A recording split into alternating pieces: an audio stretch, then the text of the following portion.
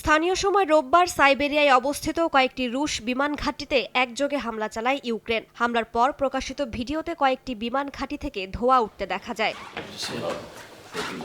এদিন সংবাদ সম্মেলনে হামলার বিস্তারিত তথ্য তুলে ধরেন ভলোদিমির জেলেনস্কি। তিনি দাবি করেন ইউক্রেনীয় সেনাদের অভিযানে অন্তত 40টি রুশ বোমারু বিমান ধ্বংস হয়েছে। ক্ষয়ক্ষতি হয়েছে $700 কোটি। 1.5 বছরেরও বেশি সময় ধরে অপারেশন স্পাইডার্স ওয়েব নামের এই অভিযানের পরিকল্পনা করা হয়েছিল বলে উল্লেখ করেন জেলেনস্কি।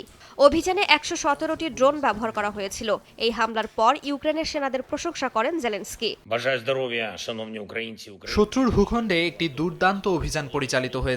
সামরিক লক্ষ্যবস্তু সরঞ্জামে হামলা চালানো হয়েছে, যেগুলো ইউক্রেনে হামলার জন্য ব্যবহার করা হচ্ছিল। রাশিয়া উল্লেখযোগ্য ক্ষতির সম্মুখীন হয়েছে। এটা সম্পূর্ণ ন্যায্য, এটি তাদের প্রাপ্য ছিল। বিমান ঘাঁটিতে অভিযানের বিষয়টি সরাসরি স্বীকার না করলেও রুশ প্রতিরক্ষা মন্ত্রণালয় জানিয়েছে রাশিয়ার কয়েকটি অঞ্চলে জেলেনস্কির সেনারা হামলা চালিয়েছে, যা সফলভাবে প্রতিহত করা হয়েছে। তবে হামলায় যুদ্ধ বিমানের কিছু অংশ ক্ষতিগ্রস্ত হয়েছে বলে জানান তারা।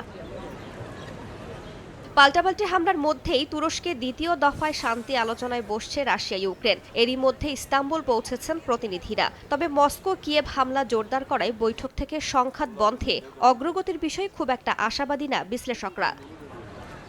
রাইসা জান্নাত, সময় সংবাদ।